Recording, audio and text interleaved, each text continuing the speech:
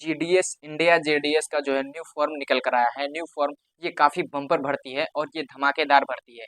इसमें जो है नो एग्जाम होगा, नो फिजिकल होगा, नो मेंस होगा, नो मेडिकल होगा। इसमें कोई फिजिकल मेडिकल नहीं है, नो एग्जाम होगा, किसी भी तरह का कोई एग्जाम नहीं है। डायरेक्ट आपके मार्कशीट के आधार पर जो है क्या होगा, आपकी मेरिट लिस्ट बनेगा। क्या होगा, आपकी मार्कशीट के आधार पर जो है मेरिट लिस्ट बनेगा। तो नमस्कार दोस्तों, कैसे हैं आप लोग। आशा है कि आप लोग अच्छे होते। दोस्तों चलिए आज हम आए हैं एक बहुत ही बड़ा धमाका लेकर, गुड न्यूज लेकर आए हैं। गुड न्यूज में है क्या, तो दोस्तों कि क्या है गुड न्यूज में जो है जीडीएस इंडिया जेडीएस का जो है न्यू फॉर्म निकल कर आया है। न्यू फॉर्म ये काफ़ी बम्पर भर्ती है और ये धमाकेदार भर्ती है। इसमें जो है नो एग्जाम होगा, नो फिजिकल होगा, नो मेंस होगा, नो मेडिकल होगा। इसमें कोई फिजिकल मेडिकल नहीं है, नो एग्जाम होगा, किसी भी तरह का कोई एग्जाम नहीं है। डायरेक्ट आपके मार्कशीट के आधार पर जो है क्या होगा, आपकी मेरिट लिस्ट बनेगा। क्या होगा, आपकी मार्कशीट के आधार पर जो है मेरिट लिस्ट बनेगा। इसमें जो है इसमें है क्या, डाक सेवा जो है, डाक सेवा इंडियन डाक सेवा जीडीएस ग्रामीण डाक सेवा जो है ये वैकेंसी निकला है। इसका जो है टोटल पोस्ट देख लेते हैं कि टोटल पोस्ट कितना है। तो दोस्तों देख लीजिए, टोटल पोस्ट जो है, टोटल पोस्ट 44,228 है। क्या है, 44,228 पोस्ट है। ठीक है, 44,228 पोस्ट है।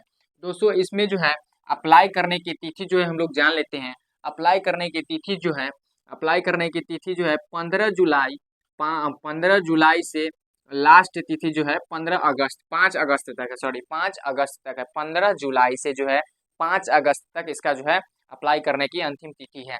ठीक है दोस्तों, अगर इसका हम फी के बारे में अगर बात करें दोस्तों, चलिए हम इसका फी के बारे में अगर बात करते हैं तो फी जो है इसका, फी जो है जनरल और ओबीसी के लिए 100 रुपये लगेंगे। क्या है, जनरल और ओबीसी के लिए जो है 100 रुपया लगेंगे। ठीक है, 100 रुपया लगेगा। उसके बाद अदर कास्ट जो है SC ST के लिए 0 रुपया लगेंगे। क्या है, अदर कास्ट SC ST के लिए जो है 0 रुपया लगेगा, कोई चार्ज नहीं लगेगा। ठीक है दोस्तों, तो चलिए आगे चलेंगे। अगर हम एज लिमिट के बारे में बात करेंगे, क्या है एज लिमिट कि कौन कौन से स्टूडेंट जो है कितने से कितने उम्र के स्टूडेंट यानी कितने से कितने उम्र के जो छात्र हैं वो इसमें अप्लीकेशन अप्लाई कर सकते हैं। तो दोस्तों इसमें जो है उम्र का बात करें तो एज लिमिट जो है 8 अगस्त से माना जाएगा। किसी का जैसे कब से इनका जो है एप्लीकेबल जो है एज लिमिट माना जाता है, तो वो जो है वो 8 अगस्त 2024 से माना जाएगा। ठीक है, 8 अगस्त 2024 से माना जाएगा। ठीक है, उसके बाद हम अगर इसका एलिजिबिलिटी के लिए बात करेंगे, एलिजिबिलिटी जो होता है कौन कौन से इस फॉर्म को भर सकते हैं। क्या है, कौन कौन से विद्यार्थी इस फॉर्म को भर सकते हैं। तो दोस्तों हम सबसे पहले बात करें, वो अपने किसी भी बोर्ड से मान्यता प्राप्त, किसी भी बोर्ड से मान्यता प्राप्त जो है 10th पास किए हो। क्या हो, किसी भी बोर्ड से मान्यता प्राप्त हो जो 10th पास किया हो, वो सारे स्टूडेंट इस ग्रामीण डाक सेवा में अपना अप्लाई कर सकते हैं। ठीक है, क्या है, अपना अप्लाई कर सकते हैं। और इसमें जो है किसी भी तरह का कोई एग्जाम भी नहीं है और किसी भी तरह का कोई ना फिजिकल है, ना मेडिकल है, ना मेंस है, किसी भी प्रकार का कोई एग्जाम नहीं है। इसमें जो है डायरेक्ट भर्ती होने जा रहा है। डायरेक्ट भर्ती किस लेवल पर होगा, डायरेक्ट भर्ती जो है 10th लेवल पर होगा। क्या होगा, 10th लेवल पर होगा। और इसका जो है लगभग ग्रेड पे सैलरी जो होगा मतलब 15 यानी 12-15 से लेकर के 20-30 यानी 25-30 के आसपास ही होगा। क्या होगा, 25-30 के आसपास होगा, 25-30 हजार आसपास होगा। मतलब 12-15 हजार से लेकर के 25-30 हजार के बीच में इसका सैलरी होगा। ठीक है, तो अगर हम इसका एलिजिबिलिटी के लिए बात करें तो इनका क्राइटेरिया है 10th पास होना चाहिए। क्या है, 10th पास होना चाहिए। ठीक है, किसी भी मान्यता प्राप्त से 10th पास होना चाहिए। ठीक है, अगर इसके बाद हम अगर बात करें कि क्या कौन कौन सी जानकारी होनी चाहिए, तो सबसे पहले नॉलेज ऑफ लोकल लैंग्वेज। ठीक है, नॉलेज ऑफ लोकल लैंग्वेज मतलब आप जिस एरिया से बिलोंग कर रहे हैं वहाँ का लोकल लैंग्वेज आप जरूर जानते होंगे तभी अप्लाई कर सकते हैं। अगर नहीं जानते होंगे तो अप्लाई नहीं कर सकते हैं, क्योंकि आप अगर मान लीजिए अगर बिहार से हैं, ठीक है, मान लीजिए अगर बिहार से हैं, उत्तर प्रदेश से हैं, इस तरह के जो है आप जो है हिंदी बोल सकते हैं, तो आप इसी इसी एरिया से आप जो है अप्लाई कर सकते हैं। जैसे जम्मू से हुआ तो जम्मू से, उसके बाद जो हो गया तमिलनाडु से तो तमिल आता नहीं है तो आप बिहार से नहीं भर सकते हैं, तमिल से भर सकते हैं। अगर तमिल से भरिएगा तो आपको तमिल तमिल आना चाहिए तभी आप तमिल से भर पाएंगे। तो चलिए आगे हम बात करते हैं हिंदी। जैसे हम आगे बात करते हैं नॉलेज के बारे में बात किए, तो इसका जो है लोकल लैंग्वेज लोकल लैंग्वेज की जानकारी आपको होनी चाहिए। दूसरी बात, आपको कंप्यूटर का नॉर्मल यानी बेसिक नॉलेज और साइकिल चलाने आना चाहिए। क्या है? कंप्यूटर का बेसिक नॉलेज और साइकिल चलाने आना चाहिए। ठीक है, साइकिल चलाने आना चाहिए। उसके बाद अगला जो है, अगला टॉपिक क्या, अगला जो है, अगला है स्टेट वाइज, क्या है, स्टेट वाइज सीट। ठीक है, स्टेट वाइज सीट है जो यहाँ पे हम लिख दिए हैं। ठीक है, उसके बाद अगर सिलेक्शन प्रोसेस की बात करें, सिलेक्शन प्रोसेस में सीधा भर्ती होगा, कोई एग्जाम नहीं होगा, नो एग्जाम सीधा भर्ती होगा। ठीक है, नो एग्जाम सीधा भर्ती होगा। कि भर्ती किस किस प्रोसेस पर होगा? भर्ती जो होगा आपका परसेंटेज बेस्ड पर होगा। क्या होगा? परसेंटेज बेस्ड पर, यानी 10th में आप कितना परसेंट लाए हैं उस बेस्ड पर जो है आपका भर्ती होगा। आपका जो है मेरिट बनेगा। क्या है? मेरिट बनेगा। परसेंटेज के आधार पर आप लोगों का जो है मेरिट बनेगा। अब मेरिट के बाद जो है अगला हम जानेंगे कि अगर आप फॉर्म भरते हैं तो उसका करेक्शन जो है, करेक्शन कब तक कर सकते हैं। तो दोस्तों अगर आप फॉर्म भरते हैं तो करेक्शन डेट आपको 8 अगस्त 2024 तक रखी गई है। क्या है? 8 अगस्त 2024 तक रखी गई है कि 8 तक आपको जो है लास्ट डेट मिलेगा, जो कि आप किसी तरह का फॉर्म भरते समय अगर गलती हो जाए तो उसको जो है आप सही कर सकते हैं या ठीक कर सकते हैं। उसके बाद अगला है date of birth. Date of birth कब से कब तक का लिया जाएगा? तो डेट ऑफ बर्थ जनरल और ईडब्ल्यूएस के लिए, जनरल और ईडब्ल्यूएस के लिए 5/8/1994 से 5/8/2006, 5/8/2006 तक के छात्र को यहाँ पे डेट ऑफ बर्थ होना आवश्यक है, तभी उनका फॉर्म अप्लाई हो सकता है। उसके बाद ओबीसी के स्टूडेंट के लिए 5/8/1981 से लेकर 5/8/2006 तक जो है, 5/8/2006 तक जो है अगर जन्म डेट ऑफ बर्थ है तो भी आप लोग इसका जो है ओबीसी का जो है क्या हो सकता है, अप्लाई हो सकता है फॉर्म। ठीक है, उसके बाद एस सी एस टी का भी ये है कि 5/8/1979 से 5/8/2006 तक 2006 तक इनका एप्लीकेबल है। ठीक है, अब हम इसकी सैलरी और ग्रेड पे के बारे में बात करते हैं। सैलरी क्या होगा? सैलरी जो है, सैलरी जो है बीपीएम पोस्ट के लिए, बीपीएम पोस्ट पर आपको जो है 12,000 से लेकर 29,300 तक होगा।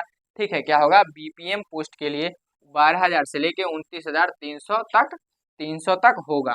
उसके बाद जो है ए बीपीएम पद के लिए, ए बीपीएम पद होता है, इसमें जो है ए बीपीएम पद के लिए 10,000 से लेकर के 24,470 सत्तर रुपया मासिक वेतन के तौर पर होगा। ठीक है, उसके बाद जो है लगभग इसका 10,000 नहीं होता है, 10,000 के पार ही होता है, यानी 15 या 16,000 से शुरुआत होता है, तो डायरेक्ट यहाँ पे 17-18,000 होगा।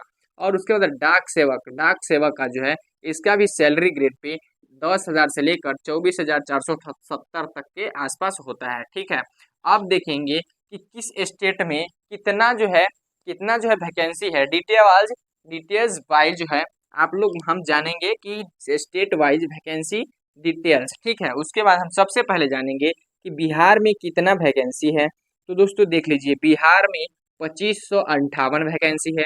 उसके बाद यूपी में कितनी सीटों पर वैकेंसी है? यूपी में 4588 सीट पर वैकेंसी है। उसके बाद यूके में कितनी सीट है? तो उत्तराखंड यानी यूके में कितना सीट है? 1238 सीट है। उसके बाद हिमाचल प्रदेश में कितना सीट है? तो हिमाचल प्रदेश में जो है 708 सीट है। उसके बाद झारखंड में कितना सीट है? तो झारखंड में 442 सीट है। क्या है? 442 सीट है। और मध्य प्रदेश में कितना सीट है? तो मध्य प्रदेश में जो है 4,011 सीट है। उसके बाद यहाँ पे क्या है, वेस्ट बंगाल में कितना सीट है? वेस्ट बंगाल में जो है 2543 सीट है, तो 2543 सीट है। ठीक है, उसके बाद हम देखेंगे कि राजस्थान में कितना सीट है। तो दोस्तों राजस्थान में जो है 2718 सीट है। कितना है? 2718 सीट है, 2718 सीट है। उसके बाद देखेंगे छत्तीसगढ़ में कितना सीट है। छत्तीसगढ़ में कितना सीट है? तो छत्तीसगढ़ में जो है 1338 सीट है। कितना है? 1338 सीट है। उसके बाद आगे देखेंगे कि दिल्ली में कितना सीट है। दिल्ली में जो है 22 सीट है। उसके बाद जो है हरियाणा में कितना है? हरियाणा में 241 सीट है। उसके बाद झारखंड में कितना है? झारखंड में 2104 सीट है। उसके बाद नॉर्थ ईस्ट में कितना है? नॉर्थ ईस्ट में जो है 2255 में है, 2255 सीट है। ठीक है, उसके बाद महाराष्ट्र में कितना है? महाराष्ट्र में 3170 सीट है। कितना है? महाराष्ट्र में 3170 सीट है। और उसके बाद ओडिशा में कितना है? ओडिशा में जो है 2477 सीट है। कितना है? 2477 सीट है ओडिशा में। अगर अब आप लोगों का जो डाउट होगा वो डाउट इस प्रकार से होगा कि सर मान लीजिए कि हमारा 40% है, 45% है या 50% है, तो 40% वाले 50% वाले छात्रों कृपया करके आप लोग जो है अप्लाई नहीं करेंगे। वैसे अगर अप्लाई कर सकते हैं, लेकिन अगर 40, 45, 50, 60 ये सारे परसेंटेज जो है ये इसमें नहीं नहीं सिलेक्शन हो पाता है, क्योंकि बहुत सारे ऐसे छात्र होते हैं जो 100%, 99%, 90%, 80% वाले जो है अप्लाई करते हैं। तो उन लोगों का होगा कि आपका 40-45% वाला होगा या 60% वाला। तो दोस्तों हम आशा ये करते हैं कि आप लोग जो है 60% से ऊपर वाले विद्यार्थी ही क्या है, 60% से ऊपर वाले विद्यार्थी ही अप्लाई करें, क्योंकि 60% से ऊपर मान लीजिए कि हमारे बिहार में जो है, बिहार में कम से कम कट ऑफ आएगा, तो कम से कम आएगा तो 70% से ज्यादा, 70% से अधिक 70% से जो अधिक विद्यार्थी 10th में लाए होंगे उन्हीं का जो है सिलेक्शन हो पाएगा। वह 70% में भी मुश्किल है कि सभी को हो पाएगा। 70% ऊपर 80%, 90% जो है कट ऑफ जाता है। 80% और 90% जो है कट ऑफ जाता है, तो वही 90% वाले अप्लाई करते हैं, से 85% वाले अप्लाई करते हैं, 99% वाले अप्लाई करते हैं। कभी कभी केस तो ऐसा आता है कि सबसे ज़्यादा जो है 100% वाले को जो है चुना जाता है, क्योंकि 100% जो टॉपर हो जाते हैं फिर भी वो जो है डाक वाला में जो है अप्लाई करते हैं। क्या करते हैं? डाक वाला में भी अप्लाई करते हैं। तो इसलिए आप लोगों को कहते हैं कि इसमें जो है आप जो है 100% वाले भी अप्लाई करते हैं और 10% वाले भी अप्लाई करते हैं। तो आप लोगों का जो कहना है वो इसी तरह से है, जो विद्यार्थी है वो 60% से ऊपर वाले विद्यार्थी ही अप्लाई करे। क्या है? 60% से ऊपर वाले, इस जो है 50% से नीचे वाले बिल्कुल ना करे, और 60% से जो बिल्कुल नीचे हैं उनसे तो विनम्र आग्रह है कि आप लोग जो है अप्लाई ना करें। ऐसा नहीं है कि हम आप लोगों को जो है अप्लाई नहीं करने के लिए बोले। अगर अप्लाई आप लोगों के पास अगर अच्छा पैसा है और SC ST वाले तो वो अप्लाई कर सकते हैं, लेकिन हम जो कट ऑफ जाता है और जो 99% वाले स्टूडेंट होते हैं सिलेक्शन उनका होगा कि आपका होगा। अगर मान लीजिए कि कहीं पर 5 सीट है। क्या है? 5 सीट है। ठीक है? कितना है सीट है? कितना सीट है? 5 सीट है। ठीक है? 5 सीट है। अब यहाँ पे जो है 10 आदमी अप्लाई किए। कितना आदमी अप्लाई किए? 10 आदमी अप्लाई किए। किसी का 95% है। ठीक है? किसी का 95% है, किसी का 93% है। ठीक है? और उसके बाद किसी का 90% है, और किसी का 80% है, और किसी का 60% है, और किसी का 50% है, किसी का 70% है, किसी का 98% है, किसी का 99% है। अब बताइए 50% वाले को चुनेगा या 99% वाले को चुनेगा? बताइए। क्योंकि ये 50% को बिल्कुल नहीं चुन सकता है, क्योंकि ये 99% को चुनेगा, 70% को चुनेगा, 93% को चुनेगा, 95% को चुनेगा। ठीक है? इस तरह से जो है वो चुनता है। ठीक है? तो इसलिए जो है आप लोग अप्लाई बिल्कुल ना करें। जिनका जो है परसेंट 60% से ऊपर है वही अप्लाई करें। तो दोस्तों चलिए, ये वीडियो आपको कैसा लगा, और अगला जो है वीडियो बताएंगे उसमें बताएंगे कि अप्लाई कैसे कर सकते हैं। अप्लाई जो है ऑनलाइन के माध्यम से होगा, जिसमें ओबीसी के और जनरल को जो है 100 रुपया लगेगा। वो 100 रुपया लगाकर आप लोग अप्लाई कर सकते हैं बिल्कुल। और कब तक कर सकते हैं? 8 अगस्त 2024 तक, यानी जो है कितना अगस्त है? 5 अगस्त 2024 तक कर सकते हैं। सॉरी, 5 अगस्त 2024 तक कर सकते हैं अप्लाई। ठीक है? तो दोस्तों आशा करते हैं कि ये वीडियो आपको अच्छा लगा होगा, और अगर इस चैनल पर नए हैं तो चैनल को सब्सक्राइब जरूर कर दें और बेल आइकन को जरूर दबा दें। और वैसे स्टूडेंट जो इस फॉर्म को भरना चाहते हैं उन तक ये वीडियो जरूर पहुंचा दें, जिनका जो पढ़ने में थोड़ा सा स्पॉट हो और जिनका जो है 90%, 80% 10th में मार्क्स आया हो, उनके लिए यह ऑफर है। थैंक यू दोस्तों, बाय बाय, टेक केयर।